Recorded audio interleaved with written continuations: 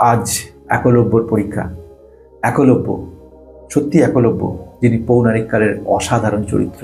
নিজের গুরু, সেই গুরুকে যখন শিষ্যত্ব পেল না, তখন তার মূর্তি বানিয়ে সেখানে ধ্যান করে তীরন্দাজে শ্রেষ্ঠ হয়েছিল। এতটাই তার শক্তি হয়েছিল, এতটাই তার কৌশল সৃষ্টি হয়েছিল, গুরু হতবাক। এবং সেই গুরু তার বুড়ো আঙুলটা গুরু দক্ষিণ হিসেবে চেয়েছিল, যাতে ভবিষ্যতে সে কোনোদিন আর তার কৌশল প্রকাশ করতে না পারে। আজ সেই একলব্যের পরীক্ষা। ওকে আমি যখন দেখেছিলাম, যে পরিস্থিতি দেখেছিলাম আজ থেকে 1.5 বছর আগে, টেনশনে ভরা, দুশ্চিন্তায় রয়েছে, 65-70খানা মেল করেছে আমার এবং বলেছে কিভাবে এগোবো, কি করব, কি করে করা যায়। আজ সে অনেক কনফিডেন্ট। তার টাকাটা আস্তে আস্তে গ্রো হয়ে গেছে, 3,88,000 টাকাটা এখন 5,10,000 ছাড়িয়ে গেছে।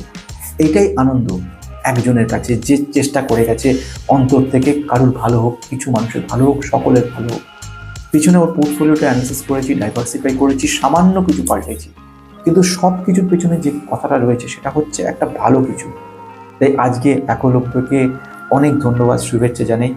এবং এই গোটা ভিডিওটা আমি আজকে সন্ধ্যাবেলার মধ্যে নিয়ে আসার চেষ্টা করছি। সেখানে আমি একলব্যের উদ্দেশ্যে শুধু তৈরি করেছি, বলেছি। এবং খালি একটাই লক্ষ্য, একলব্য, আমি কিন্তু সেই গুরু নই যে গুরু তোমার কৌশলটা নিয়ে নিয়ে নেবে।